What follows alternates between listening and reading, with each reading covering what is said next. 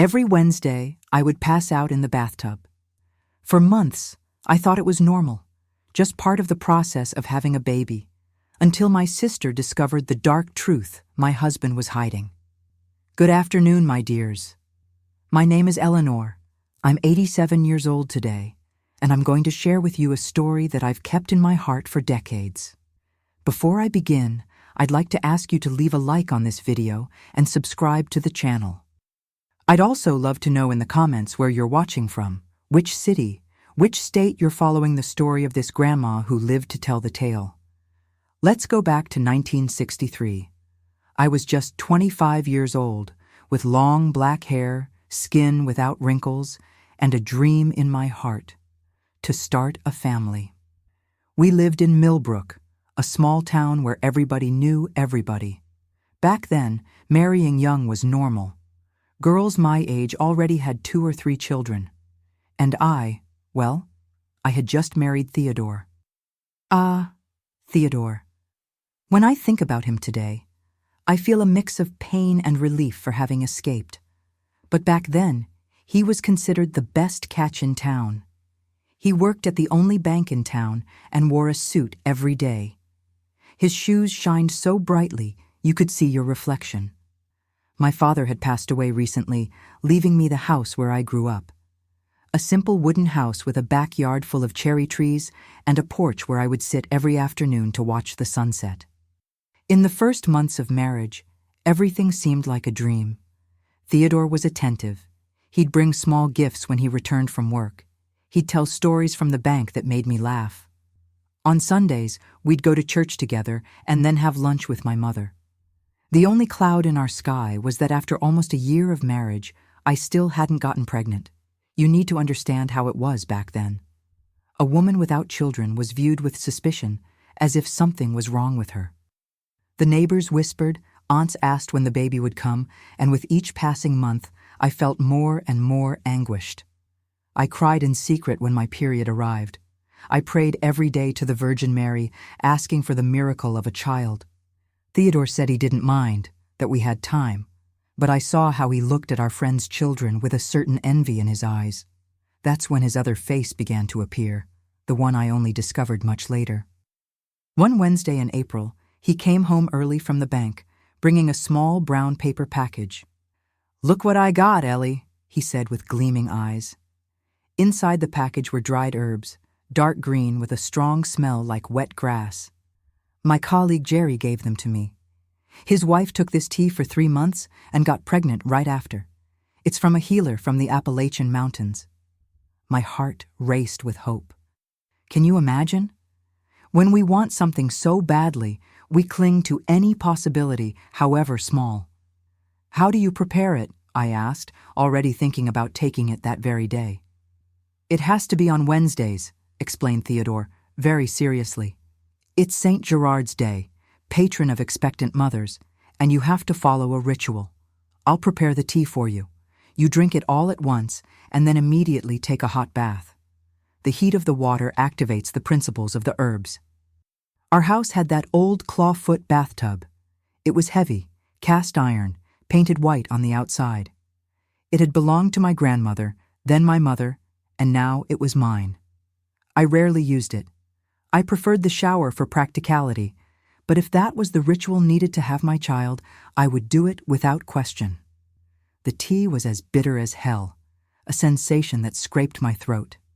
Theodore always put in plenty of honey to mask it, but it was still difficult to swallow.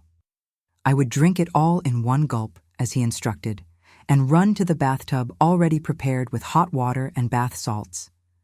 The first time I took the tea, I noticed something strange. About 10 minutes after getting into the tub, I began to feel a drowsiness I had never experienced before. It was as if my limbs weighed tons, my eyelids closed against my will. I remember fighting to stay awake, trying to get up from the tub, but my body wouldn't respond. The last thing I remember was the warm water enveloping my body and a distant buzzing in my ears.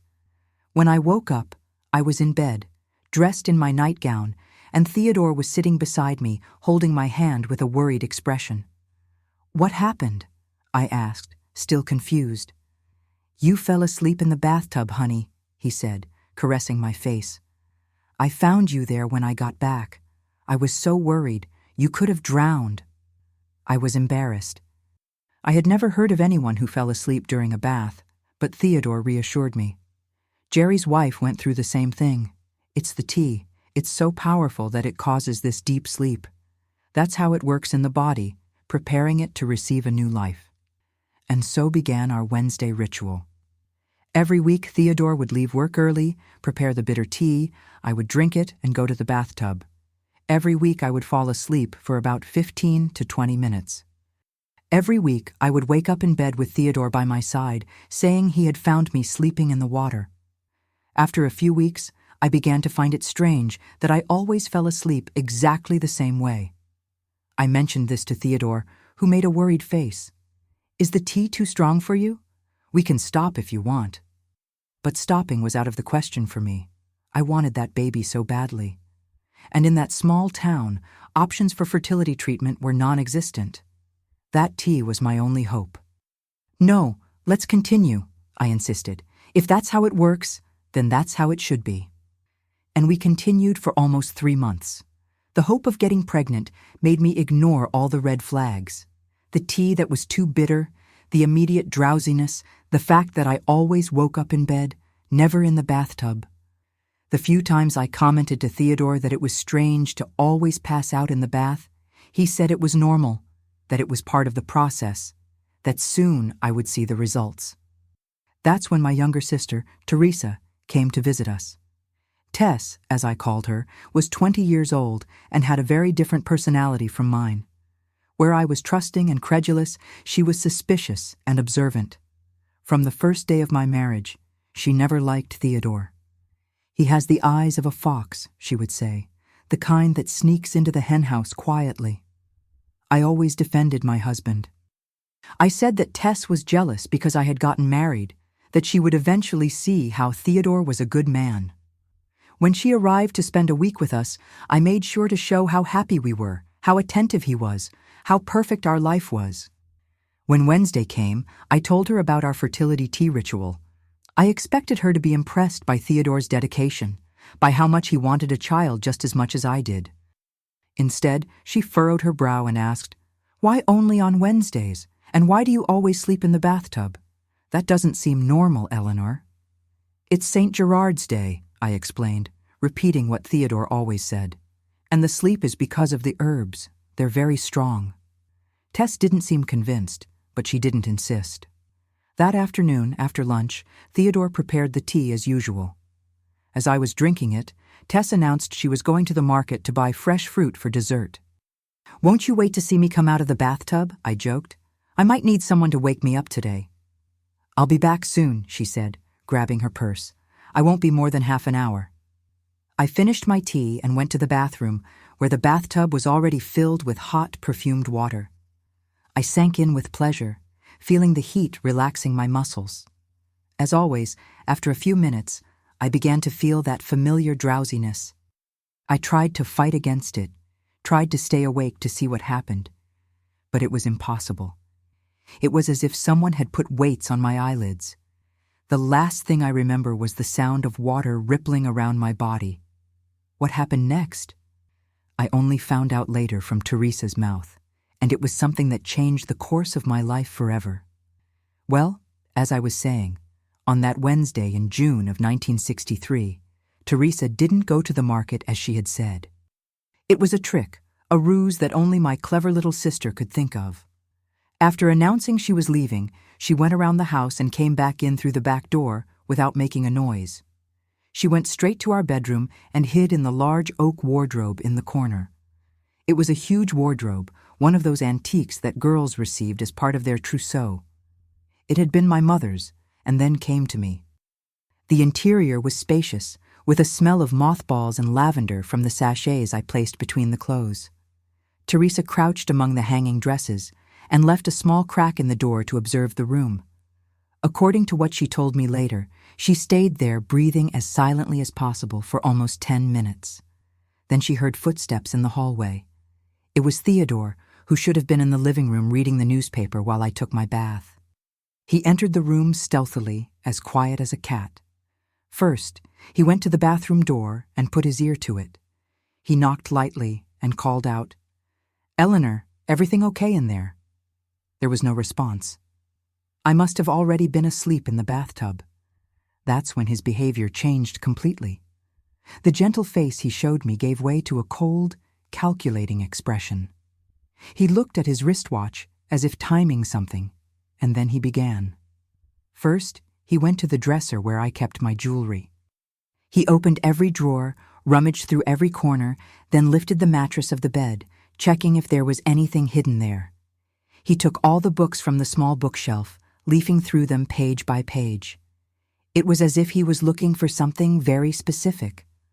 After searching the room for a few minutes, he went to the closet and started rummaging through my shoeboxes, my purses, even the pockets of my dresses. His expression grew increasingly frustrated. He tapped his foot nervously, ran his hand through his hair. "Where is it? Where the hell did she hide it?" he muttered to himself, not knowing that Teresa heard every word, observed every movement from inside the wardrobe. Then he did something she didn't expect. He knelt on the floor near the bed and began to poke at the wooden floorboards with a small knife he took from his pocket.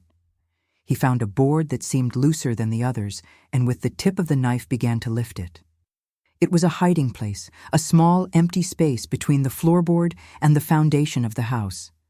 Meanwhile, I was still asleep in the bathtub, completely unaware of what was happening in the room next door. It had been about 15 minutes since I had entered the bath. The water was probably beginning to cool. My skin must have been wrinkled like a prune. And there was my husband, rummaging through the hiding places of the house while I was defenseless. Teresa told me that he became furious when he saw that there was nothing under that board. He swore, punched the floor. "I need to look elsewhere," he said, talking to himself. "Maybe in the guest room." That's when he looked at his watch again and seemed to remember something. "Damn, it's been too long. I need to get her out of the bathtub before she wakes up." He stood up, adjusted his wrinkled clothes, took a few deep breaths, as if he were preparing to enter a stage. He practiced a worried expression on his face and then left the room toward the bathroom. Teresa waited a few seconds and silently came out of the wardrobe. Her heart must have been racing, her hands trembling. She went to Theodore's bedside table and saw something she hadn't noticed before, a small, dark glass bottle without a label. She opened it and smelled the contents. She instantly recognized it.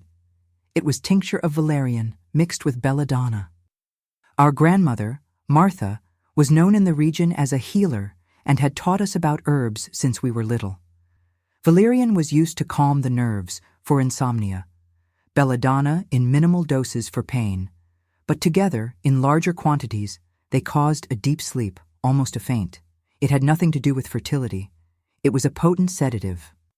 Teresa hid the bottle in her dress pocket and ran to the bathroom through the hallway door, arriving there almost at the same time that Theodore entered through the bedroom door. She pretended that she had just arrived from the market, out of breath, without any bags. "Eleanor fell asleep in the bathtub again?" she asked, trying to sound casual. Theodore was visibly surprised to see her there. For an instant, his mask of concern faltered, and Teresa saw what I had never seen: anger, frustration, perhaps even hatred in the eyes of the man I had married. "Yes, as always," he replied, regaining his composure. "I'm going to get her out now. It's dangerous to stay in the water so long." He pulled me out of the bathtub, wrapped me in a large towel, and carried me to the bed like a dedicated husband, concerned about his wife's health. Teresa pretended to help, bringing my nightgown, pretending to know nothing. Gradually, I began to wake up, confused as I always was. "What happened?" I asked with a slurred voice. "You fell asleep in the bathtub again, my love," said Theodore, caressing my face. "Lucky I got there in time." I looked at Teresa, who was standing at the foot of the bed with a strange expression that I couldn't decipher at the time. "I thought you went to the market." "I did, but I came back quickly." "I forgot the list at home," she improvised. "Theodore announced he was going to the pharmacy to get a tonic for me. He said I looked pale." As soon as he left, Teresa closed the bedroom door and sat next to me on the bed. Her face was so white that it seemed like she, not I, had suffered a fainting spell. "Eleanor, we need to talk," she said with a trembling voice. "Something very wrong is happening in this house." She took the bottle from her pocket and showed it to me. "Do you know what this is? It's what he puts in your tea. They're not herbs for fertility. It's a strong sedative with belladonna." At first, I couldn't believe it. Theodore, my husband, deliberately drugging me. It was too absurd. "You must be mistaken, Tess. Why would he do that?" That's when she told me everything she had seen from the wardrobe. How he had methodically searched for something, how desperate he seemed to find it. How he rummaged through drawers, poked at the floorboard, swore in frustration. "He's looking for something, Eleanor, something important that he thinks you've hidden." It was like a bolt of lightning that illuminated the dark night. Suddenly, everything made sense. The insistence on the tea only on Wednesdays, the fact that I always fell asleep in the bathtub, that I always woke up already in bed, never by myself in the bath. "The house documents," I murmured, feeling a shiver run down my spine. He must be looking for the property documents that Dad left me. My father had left me the house when he died, on the condition that it never be sold outside the family. It was a simple house, but the land was large and was in an area that was beginning to increase in value. A businessman from New York wanted to build a textile factory nearby and was buying all the properties he could. I kept the original documents in an old cookie tin, hidden in the false bottom of the sock drawer. Theodore must have already searched there because the drawer never stayed the way I left it. But the week before, concerned about the safety of the papers, I had taken them to the county clerk's office to make authenticated copies and hadn't brought them back yet. "But why would he look for that?" asked Teresa. "The house is yours, not his." That's when I remembered the comments of the bank manager, Mr. Jenkins, a few weeks before at Sunday service. He had asked me if Theodore had already resolved that delicate situation. When I asked what he meant, Mr. Jenkins was embarrassed. He said he thought I knew. The gambling bets, the unpaid loans, but don't worry, I'm sure he'll settle everything in time.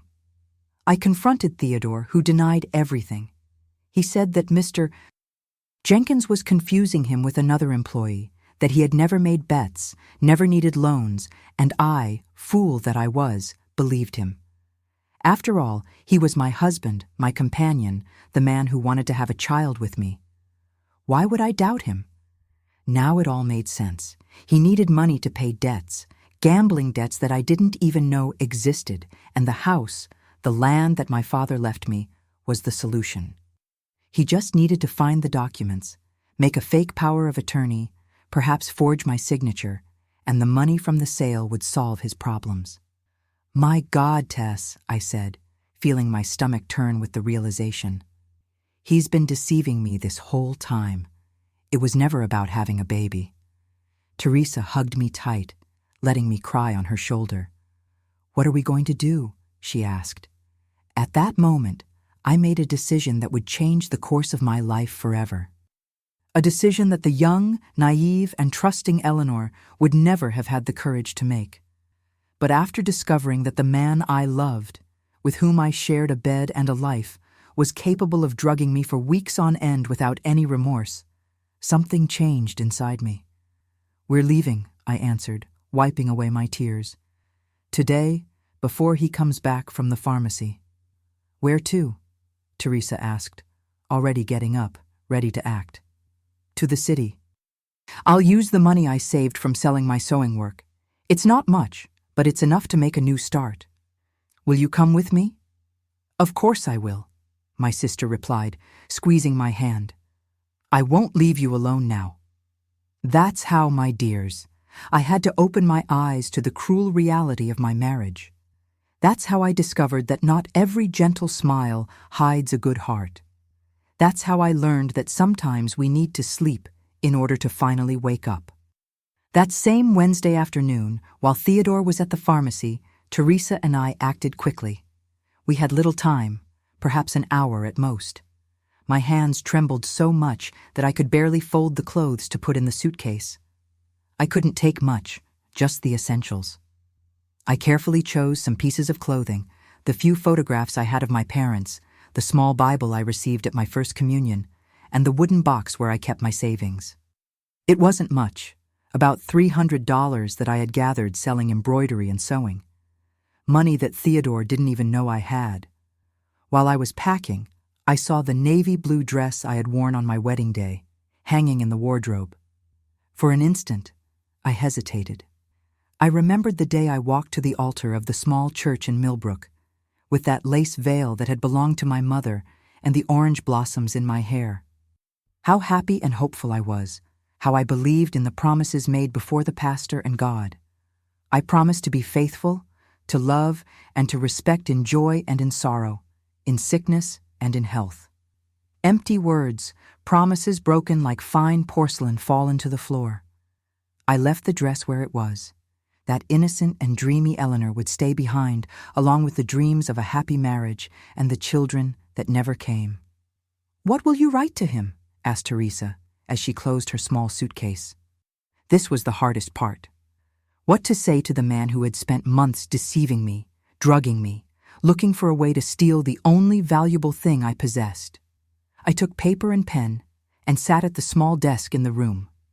My first idea was to write an angry letter, denouncing everything I knew, exposing his betrayal, his lies. But then I thought better. Theodore didn't deserve to know that I had discovered his plan. He deserved to continue desperately searching for documents he would never find. That's when I had an idea, a small revenge, perhaps childish, but one that would give me some satisfaction. I wrote just one line on a piece of paper. "Look under the third floorboard in the guest room. There is what you've been wanting so badly."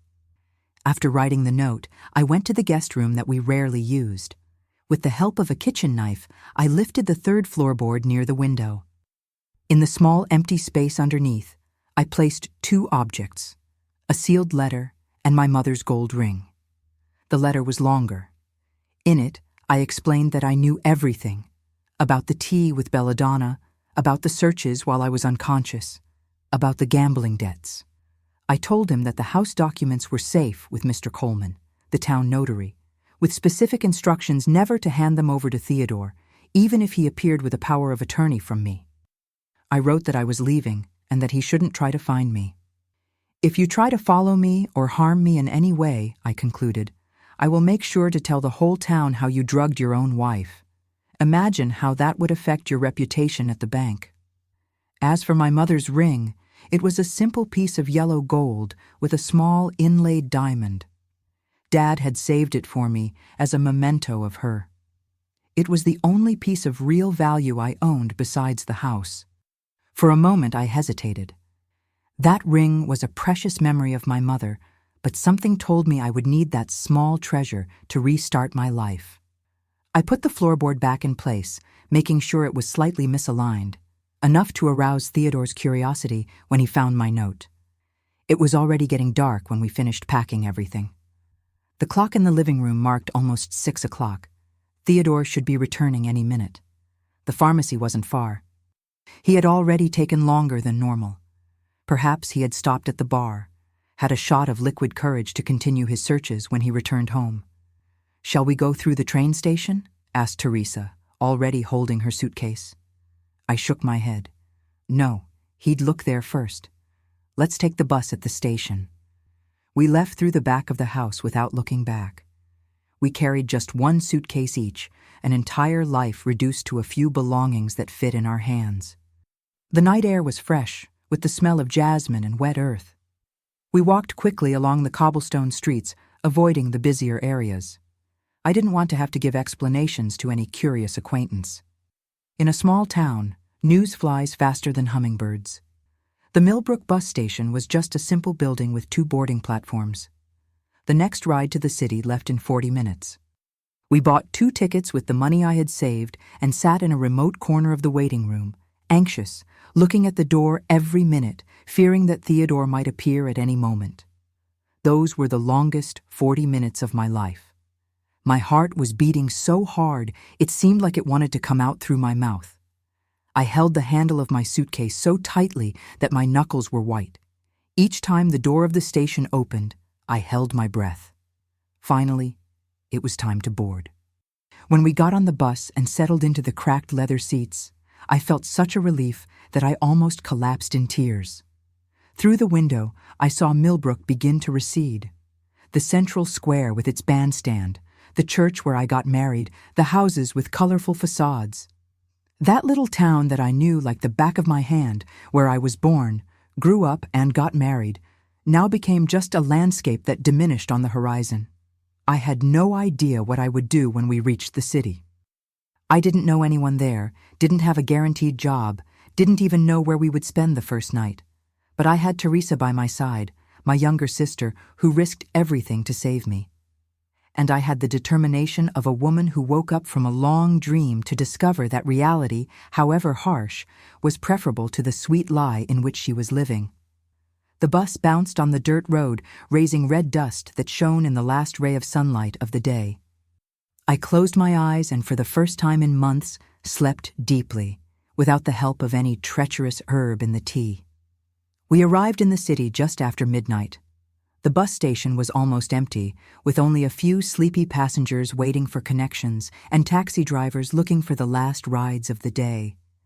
The fluorescent lights seemed harsh after so many hours in the dim light of the bus. The big city scared me. I had never seen so many buildings, so many lights, so much movement even at that hour of the night. "What now?" asked Teresa, holding her suitcase with both hands, looking around like a lost child.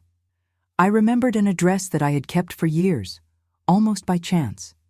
Mrs. Henderson, a lady who came occasionally to Millbrook to sell lace and embroidery, had a boarding house in the city for respectable young ladies, she would say.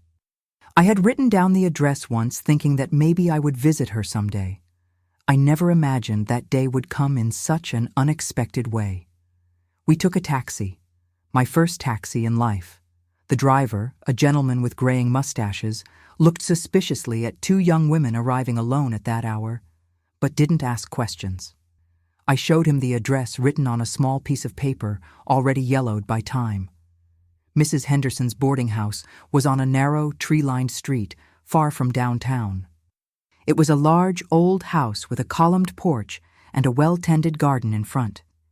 Even at that late hour, there was a light on in the front window. We rang the bell hesitantly. What if she didn't remember me? What if there were no rooms available? The door opened, revealing Mrs. Henderson in a flowery robe with her gray hair in curlers covered by a silk scarf. Her eyes widened at the sight of me. "Eleanor, child, what are you doing here at this hour and with suitcases?" I explained in the simplest way possible that my marriage had ended, that I needed to start over, that I had nowhere to go. I didn't go into details about Theodore or the tea with Belladonna. Some stories are too heavy to share at midnight on a doorstep. Mrs. Henderson didn't ask more questions, opened the door completely, and invited us in. "I have a vacant room in the back," she said. "It's not big, but it fits 2 twin beds. We can talk better in the morning." That night, lying in a strange bed, listening to Teresa's breathing in the dark, I thought about what Theodore might be doing at that moment. Had he returned home and found my note? Was he tearing up the 3rd floorboard of the guest room, reading my letter, finding my mother's ring? Was he furious, or perhaps even worried about me? It didn't matter anymore. That chapter of my life was closed. What would come next? I had no idea. I only knew that, for the first time in a long time, the decisions about my future were exclusively in my hands. It was scary, and at the same time, liberating. The next day, when the sun came in through the window of the small room, bringing a new day and new possibilities, I knew I had made the right choice. It felt as if I had woken up from a long sleep, not just from the sleep induced by Theodore's tea, but from a deeper numbness, that of a woman who had forgotten her own worth. Mrs. Henderson served us breakfast in the cozy kitchen of the boarding house. Homemade bread, orange marmalade, strong coffee. While we ate, I told a bit more of my story. Not everything. Some wounds were still too recent to be exposed, but enough for her to understand our situation. "I need work," I finally said, placing the cup on the table. "Anything honest." Mrs. Henderson smiled, revealing the absence of a front tooth, which somehow made her smile even more genuine. "Can you cook, child?" "I know how to make the desserts my mother taught me. Coconut candy, custard, cornbread, milk pudding. People in Millbrook always praised them." "Well," she said, getting up to clear the table, "I have a friend who needs help in her bakery. It doesn't pay much, but it's a start. And you can stay here at the boarding house for now, in the back room. We'll settle the rent later." And that's how, my dears, I began my new life. From a wife drugged by a deceitful husband, I became a bakery assistant in the city. The hands that once embroidered layettes for the baby that never came now kneaded sponge cake batter and beat egg whites for meringues. The first months were difficult. I would wake up in the middle of the night, disoriented, not recognizing where I was. I had nightmares about Theodore finding me, dragging me back to Millbrook. I cried hidden in the bakery bathroom when the longing for my home, my parents, the life I knew, squeezed my heart. But gradually, day by day, cup of sugar by cup of sugar, I built a new Eleanor, a woman who didn't need a man to define who she was, a woman who had survived betrayal and emerged stronger, a woman who made the best custards in the city. When I arrived in the city in 1963, working as an assistant at Mrs. Henderson's Friend's Bakery, I would never have imagined that would be the beginning of such a sweet journey. The bakery was called Grandma's Delights. Ironically, the owner, Mrs. Parker, had no grandchildren, but thought the name gave a cozy feel to the place. It was a small shop, squeezed between a barber shop and a fabric store, with just 4 small, round marble tables and iron chairs. But what it lacked in space, it made up for in aroma and flavor. The smell of vanilla, cinnamon, and caramelizing sugar invaded the sidewalk and attracted customers like a spell. In the first months, my function was basically to wash dishes, clean the floor, and occasionally help beat dough. Mrs. Parker was rigorous, one of those who sifted flour 3 times before adding it to the recipe. "Baking is science, child," she would say, adjusting her glasses on the tip of her nose. 1 gram more of baking powder and the cake becomes a crater. I observed everything with attention, absorbing every detail like a sponge. Sometimes, when Mrs. Parker was distracted, I would experiment with adding a different touch to the recipes, an extra pinch of cinnamon in the apple cake, a bit of lemon zest in the vanilla icing, small adjustments that, to my surprise, she ended up noticing. "Who messed with the pudding mixture?" she asked one day, furrowing her brow as she tasted the dessert still hot. I confessed, trembling, expecting a scolding. Instead, she looked at me over her glasses and said, "It's better this way. What did you put in?" "A little bit of almond extract, Mrs. Parker. My mother always used it." After that day, she began to let me experiment more, create variations of traditional recipes. She discovered that I had a gift for harmonizing flavors, for knowing exactly how long to leave the caramel on the fire before it turned into burnt sugar, for feeling when the sponge cake batter was at the right point just by the smell. Teresa also got a job as a clerk in a pharmacy near the boarding house. We shared the small back room in Mrs. Henderson's house, saving every possible penny. At night, after work, I would spend hours drawing in an old notebook ideas for new desserts, dreaming of the day when I could have my own business. It was almost a year after our arrival in the city that I received an unexpected letter. It was from Mr. Coleman, the notary from Millbrook. I opened it with trembling hands, fearing news of Theodore, but the content surprised me. Coleman explained that, following my instructions before leaving, he had refused to hand over the house documents to Theodore even when he appeared with a power of attorney with my signature obviously forged. Unable to sell the house to pay his debts, Theodore had abandoned Millbrook a few months after my departure, leaving behind a pile of furious creditors. The letter continued, explaining that, as I had not given any news for almost a year, the house was deteriorating. Mr. Coleman suggested that I consider selling the property before it lost more value, offering to handle the transaction. "There is an interested buyer," he wrote, "the New York businessman who is expanding the textile factory." I showed the letter to Teresa that same night. "What do you think we should do?" I asked, sitting on the edge of the narrow bed. My sister didn't hesitate. "Sell the house, Eleanor. That place only has bad memories now. Use the money to start your own bakery." I replied to Mr. Coleman the next day, authorizing the sale. The process took a few months, but finally, in mid-1964, I received an envelope containing a check that represented everything that remained of my previous life. The value of the sale of my parents' house, less taxes and commissions. I remember sitting on the edge of the bed at the boarding house, looking at that piece of paper for a long time. It wasn't a fortune, but it was enough to take the first step toward my dream. That same week, I found a small property to rent 2 blocks from the main square. It was a tiny space that previously housed a shoe repair shop. It had a dusty storefront facing the street, a wooden counter with marks of use, and a wood-fired oven in the back that miraculously still worked. When I told Mrs. Parker that I intended to open my own business, I thought she would be upset about losing an employee. Instead, she held my hands in hers, already marked by time and work, and said, "It was about time, child. You were born to have your own place." And so, Sweet Memories was born. The name came from a conversation with Teresa when I commented that each recipe brought me a different memory. The custard reminded me of Sundays at Grandma's. The cornbread brought back rainy afternoons on the porch with Mom. The milk pudding was Dad's favorite dessert. "They're sweets made of good memories," said Teresa. And so the name naturally emerged, like the scent of vanilla that spreads through the kitchen. We inaugurated the bakery in September 1964 with very little money for decoration or advertising. The only extravagance I allowed myself was a hand-painted sign on the facade in blue cursive letters, "Sweet Memories, Artisanal Bakery." Below the name, a small illustration of a golden ring, the same one I had left for Theodore to find under the floorboard of the guest room, and which now, recovered thanks to Mr. Coleman, had become the symbol of my new beginning. The first months were tight.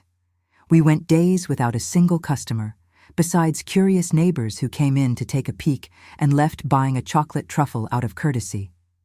There were moments when I thought I had made a terrible mistake, that I should have saved the money from the sale of the house for an emergency. That's when I had the idea to create something different, something that no one else in the city offered, sweets that told stories. I began to create miniature scenes with sugar, small fondant sculptures that represented everyday scenes or nature. A garden of sugar flowers adorning a birthday cake, a gingerbread house with meticulous details for Christmas, a small lake of blue jelly with meringue swans floating on it. People began to enter the bakery just to see the creations in the window. Soon came orders for special occasions. "I want a cake that tells the story of our engagement," asked a young bride. "Can you make little horse-shaped candies for my son's party?" asked a mother. Each request was a challenge that I accepted with enthusiasm. I spent sleepless nights experimenting with new techniques, mixing colors in the sugar paste, testing structures that would remain firm without losing their delicacy. Many times Teresa would find me asleep on the kitchen table, with my fingers still stained with food coloring. One day, I received an order that would change the course of my small business. The mayor's wife entered the bakery looking for something special for her husband's 50th birthday.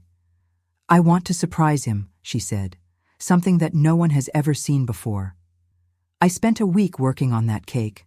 I recreated in sugar and chocolate the central square of the city, with the bandstand, the benches, the trees, even the pigeons, everything in miniature with impressive details. In the center of the square, a small figure of the mayor sitting on a bench reading the newspaper. The success was immediate. Photos of the cake appeared in the local newspaper. People who had never heard of Sweet Memories began to appear. Soon, I needed to hire help. First, a young woman to attend the counter, then a kitchen assistant, and finally a baker to help me with the orders that kept coming in. In 1968, 4 years after the inauguration, Sweet Memories no longer fit in that tiny space. We moved to a larger property with a room for 20 tables, a spacious and modern kitchen, and even a small area for children's parties. Teresa left her job at the pharmacy to become the administrative manager of the bakery, taking care of accounts, suppliers, and hiring. It was at this time that I met Gerald, a fruit supplier who came from the countryside to deliver fresh strawberries and blackberries every week. He was a quiet man, of few words, with gentle eyes and calloused hands from someone who knew the hard work of the land. We started a calm friendship based on mutual respect and admiration for each other's work. Unlike Theodore, Gerald never tried to impress me with grand gestures or promises. He was simply there, as reliable as the sunrise, bringing the freshest fruit he could find because he knew I accepted only the best for my desserts. Our first date outside the bakery was for coffee on a Sunday afternoon. We talked about our childhoods, our families, our dreams. I told him fragments of my story with Theodore. Not everything, as some wounds were still sensitive, but enough for him to understand why I was so cautious. "You built something beautiful out of pain," he said, looking at the bakery across the street. "That says a lot about who you are, Ellie." Our relationship grew slowly, like a plant that needs time to establish roots before flowering. There were no hasty promises of eternal love, no dramatic vows in the moonlight, just the growing certainty, day by day, that we had found in each other something precious and true. In 1970, we married in a simple ceremony in the garden of the house we bought together on the outskirts of the city. I was 32 years old, considered a late bride by the standards of the time, and had the wisdom of someone who learned the hard way the difference between appearance and essence. This time I didn't wear a white dress or a lace veil. I chose a light blue ensemble, simple and elegant. In place of the traditional wedding cake, we created together a dessert table that told our story. Miniature fruits in marzipan, representing Gerald's orchard, small confectionery utensils made of sugar paste, and in the center, a perfect replica of our new house with windows of crystallized sugar that shimmered in the sun. In the following years, God blessed us with 4 children, 2 girls and 2 boys, who grew up between the aroma of vanilla from the bakery and the smell of damp earth from the orchard. I taught them the value of honest work, the importance of family, and mainly, the art of transforming difficult moments into something sweet. Sweet memories continued to grow.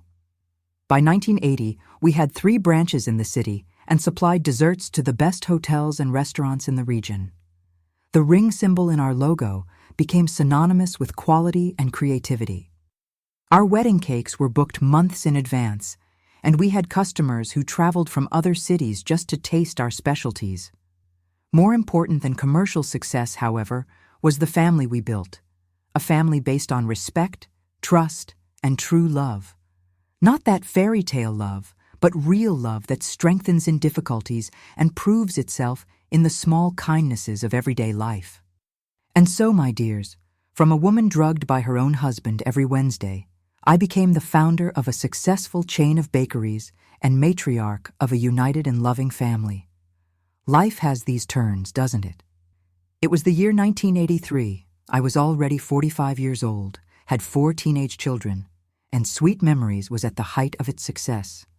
That autumn morning, I was at the main bakery, supervising the preparations for the wedding of the governor's daughter, an event that would definitively put our brand on the map of high society.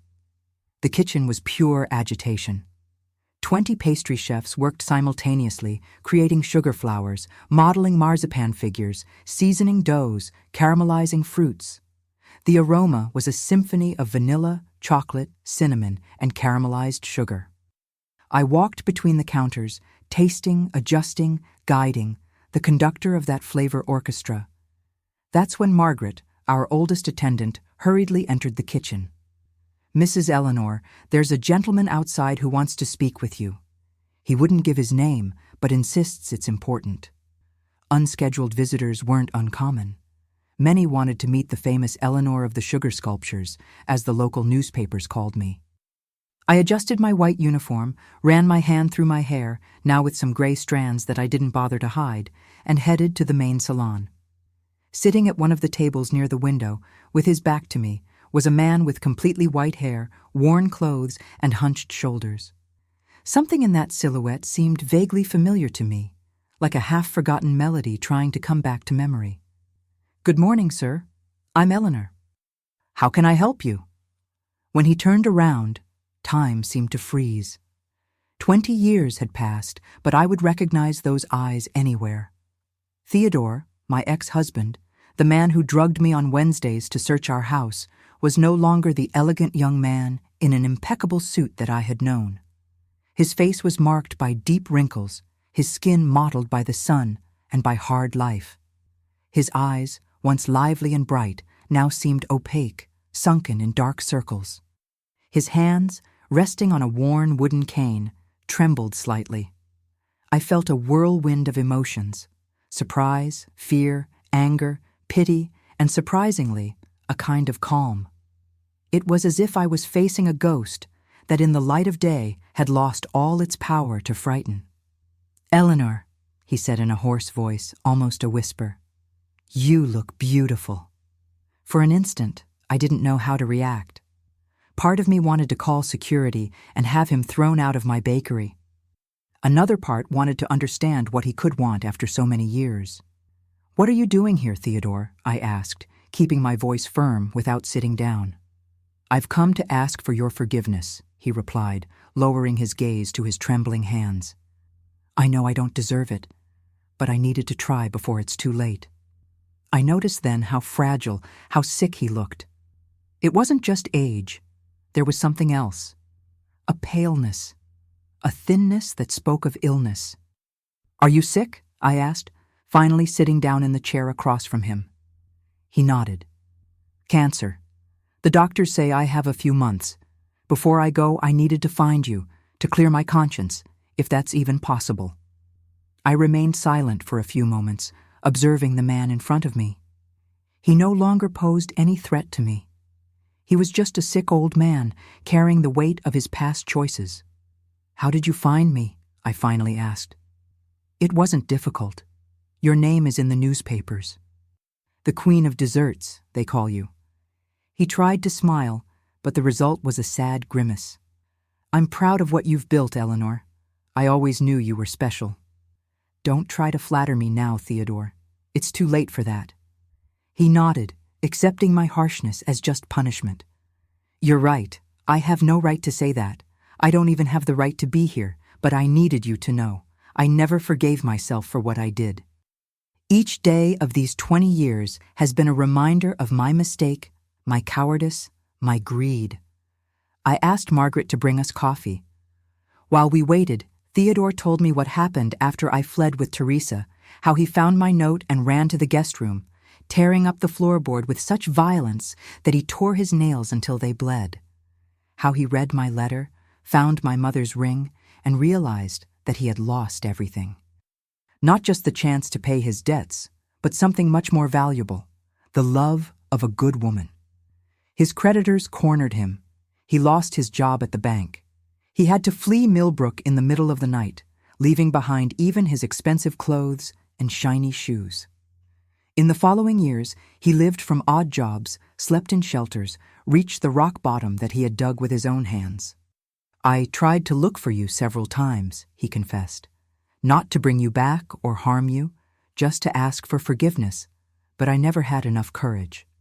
The coffee arrived, served in our fine porcelain cups with the golden ring logo. I saw Theodore's eyes linger on the symbol, recognizing it. "Your mother's ring," he murmured. "You transformed it into something beautiful, I see." "I transformed many things into something beautiful, Theodore, including the pain you caused me." We remained silent for a few moments, the past hovering between us like a mist that gradually dissipated. Finally, I asked, "What exactly do you want from me?" "Your forgiveness," he answered simply. "I know I have no right to ask. I know that what I did was unforgivable. Drugging my own wife, searching the house looking for documents, lying about wanting a child." His voice faltered. "I was a monster, Eleanor, and I paid for it every day of these 20 years. But before I depart, I needed to look into your eyes and say, I'm sorry. I looked at him for a long time, the man I once loved, who once betrayed me in the cruelest way, the man who inadvertently pushed me toward a life I would never have imagined for myself. You know I have a family now? 4 children, a wonderful husband, a successful chain of bakeries. He nodded, a sad smile on his lips. I know. I read about you in the newspapers. I saw photos of your family. Your children are beautiful. I'm happy, Theodore, happier than I ever dreamed of being when I was your wife. I'm glad for you, truly, he said, and I realized he was sincere. At that moment, something strange happened inside me. The anger I had harbored for so many years, that anger that no longer burned as before, but was still there, like embers under ashes, began to dissipate. Not because he deserved my forgiveness, but because I deserved the peace that comes from letting go of a heavy burden. I forgive you, Theodore, I finally said. Not for your sake, but for mine. I've carried this grudge for too long. I saw tears form in his eyes, tears that he tried to hide by lowering his head. Thank you, he murmured. You were always better than I deserved. What will you do now? Do you have somewhere to stay? Someone to take care of you? He shook his head. I'm in a shelter downtown. I don't have anyone. But don't worry about me. I've already caused enough trouble in your life. That sick and lonely man was no longer the villain of my story. He was just a human being facing his last days, reaping what he had sown. Wait here, I said, getting up. I went to my office and grabbed my checkbook. I returned to the salon and wrote a check with an amount sufficient for him to rent a decent room and pay for basic medical care for a few months. I can't accept this, he said when he saw the amount. It's not a gift, Theodore. Consider it a final settlement. You were looking so hard for money back then. Now I'm giving you some. Ironic, isn't it? He took the check with trembling hands, folding it carefully before putting it in the worn pocket of his jacket. There's something else I want to show you, I said, standing up. Come with me. I took him to the kitchen, where the wedding cake for the governor's daughter was almost ready. It was a work of art in sugar, 5 tiers of delicate cake covered with white fondant, decorated with hundreds of sugar flowers in shades of pink and pearl. At the top, 2 sugar swans with intertwined necks, forming a heart. You made this? He asked, amazed. With these hands? With these hands, I replied, showing my calloused palms from work. The same hands that you once held at the altar, the hands that you imagined would only serve to take care of your house and the children we never had. Theodore contemplated the cake in silence, his face a mixture of admiration and regret. It's the most beautiful thing I've ever seen, he finally said. Life is like that, I replied. Sometimes we need to go through bitter moments to create something sweet. He nodded, understanding. I need to go, he said. I've already taken too much of your day. I accompanied him to the door of the bakery. On the sidewalk, we stopped to say goodbye. Goodbye, Eleanor, and thank you, not just for the check, but for allowing me to make peace with my past. Goodbye, Theodore. I hope you find peace. He hesitated, as if he wanted to say something else, but just nodded and walked away, his cane rhythmically tapping on the ground. I watched his silhouette move away, his shoulders hunched, his slow walk. The man I once so feared, now reduced to a shadow of what he had been. I found out 6 months later, through a small obituary in the newspaper, that Theodore had passed away. The announcement simply said that he departed in peace and that he left no relatives. I said a silent prayer for his soul, thanking God for having freed me from the cycle of hurt and resentment. This encounter, my dears, was one of the most important moments of my life. Not because I needed Theodore's forgiveness, I had moved on long before, but because it allowed me to close a cycle, to free myself from the last ties that still bound me to the past. The years passed, my children grew up, graduated, got married, and then came the grandchildren, 9 in all, each one sweeter than the other. Gerald and I grew old together side by side, sharing the joy of seeing our hard work and our love flourish in a united and prosperous family. In 1990, at 52 years old, I passed the daily administration of the Sweet Memories chain to my eldest daughter, Janine, who inherited my talent for baking and my instinct for business. I continued to create new recipes and supervise the most important cakes, but with less pressure, more time to enjoy the grandchildren and the company of my Gerald. Today, at 87, I look back and see a life that wasn't perfect, but was authentic and full. A life that taught me that we can transform any experience, even the bitterest, into something sweet and nourishing for the soul. I learned that forgiving doesn't mean forgetting or minimizing the harm done to us. It means freeing ourselves from the chains of resentment that bind us to the past and prevent us from fully living the present. I learned that our strength doesn't come from the absence of problems, but from the ability to transform them into steps for our growth. I learned that true love isn't the one from sugary romances, but the one built day by day in small kindnesses, in mutual respect, in unwavering trust. I learned that sometimes we need to faint to finally wake up to life. Whether it's a literal fainting, like the ones I suffered in that old bathtub, or a metaphorical awakening to our own strength and worth. And now, my dears, I come to the end of this story.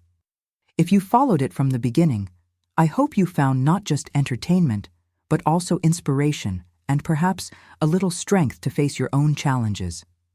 Every Wednesday, I would pass out in the bath, but each fall made me stronger. Each betrayal taught me to trust in my own worth. Each obstacle transformed into opportunity. And that's what I wish for each of you, that you transform your pains into strength, your challenges into achievements, your bitter moments into something sweet and nourishing for the soul.